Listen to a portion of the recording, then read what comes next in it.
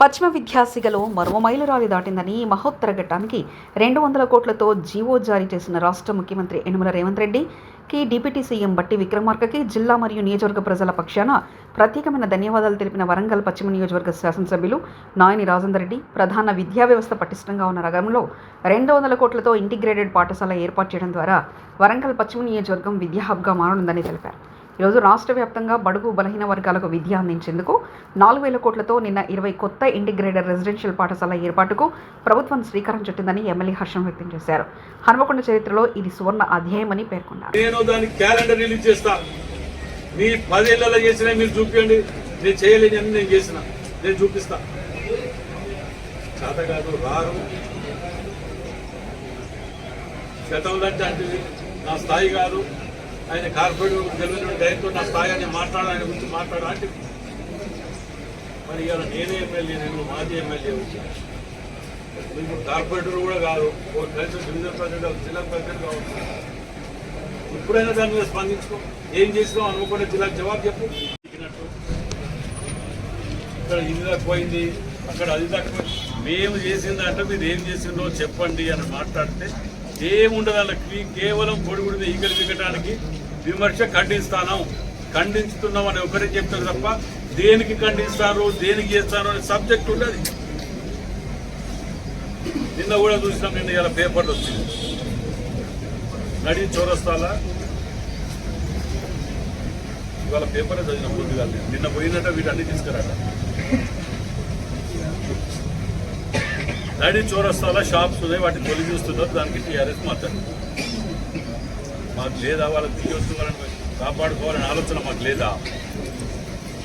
వీళ్ళకే ఉన్నట్టు వీళ్ళే ఏదో ఒరగబెట్టినట్టు స్మార్ట్ సిటీ ఫండ్స్ కావాలి, సిటీని తీర్చిదిద్దాలి, వాళ్ళకు ఆల్టర్నేట్గా అవకాశం కల్పించాలి, వాళ్ళ పొట్ట మీద కొట్టకుండా వాళ్ళని కాపాడుకోవాలి.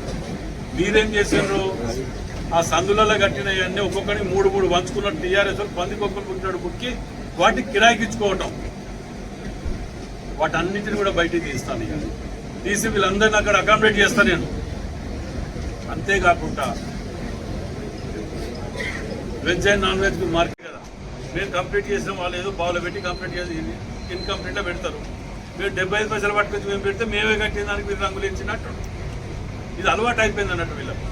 అయినా పర్వాలేదు, మేము ఏం చేస్తాం, దాన్ని మిగతా 5.5 కోట్లు కూడా దాన్ని తీసుకొచ్చి శాంక్షన్ చేసి కంప్లీట్ చేసి ఎక్కడెక్కడైతే కూరగాయల దుకాణాలు కానివ్వండి, మిగతా పళ్ళ దుకాణాలు కానివ్వండి, వీళ్ళందరికీ కూడా అందులో అవకాశం కల్పించి అక్కడ వాళ్ళ వృత్తికి ఇబ్బంది లేకుండా, వాళ్ళ యొక్క కడుపు తిప్పలకు ఏ ఇబ్బంది లేకుండా, వాళ్ళ యొక్క దినచర్యకు ఏ ఇబ్బంది, బిజినెస్కి ఇబ్బంది లేకుండా మంచి ఏర్పాటు చేసేదానికనే వారిని వెకేట్ చేయించాలనే ఆలోచన నేను ఉంటుంది.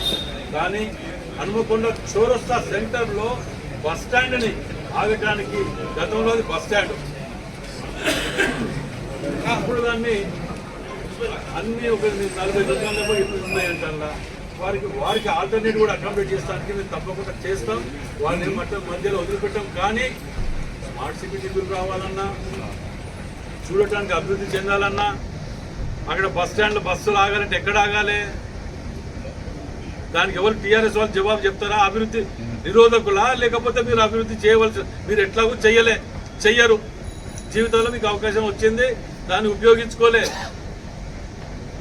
కానీ చేసే వాళ్ళని ఎంకరేజ్ చేయకుండా పర్వాలే, కానీ ఇలాంటి వాటితో డిస్కరేజ్ చేయకండి. ఇవాళ మీ అందరి సాక్షిగా రేపు మీడియాని మీ అందరినీ తీసుకొని వాళ్ళు ఇచ్చిన దుకాణాలు బంద్ పెట్టి ఎన్ని ఉన్నాయి, వాళ్ళు ఎవరెవరి పేరు మీద ఉన్నాయి, ఎవరెవరికి రెంట్లు ఇచ్చుకుంటారు, ఒక్కొక్కరు 3 షాపులు తీసుకొని రోడ్ల మీద 4, 5 దుకాణాలు వాళ్ళ టీఆర్ఎస్ నాయకులు పెట్టుకొని వాటిని ఎవరెవరికి కిరాయికి ఇచ్చిండ్రు, ఇవన్నీ దుకాణాలు ఇస్తారు. వీళ్ళు అభివృద్ధి నిరోధకులు. వీళ్ళు కార్మిక నాయకుడు అని మాట్లాడుతున్నారు. నేనే కార్మిక నాయకుడు. కార్మిక భవనమే ఇవాటి వరకు నువ్వు ఏర్పాటు చేయలేకపోతే నేను వచ్చినాక పట్టుకొచ్చి ఇచ్చిన కార్మిక భవనం. మేము ప్రాక్టికల్గా పోయే మనుషులం. మేము నీతిగా పొద్దుగాల మధ్యాహ్నం సాయంత్రం బొంకుకుంటా దాటి వేసిన దారిని లేదు మా దగ్గర. అయితే అవుతుంది. కాకపోతే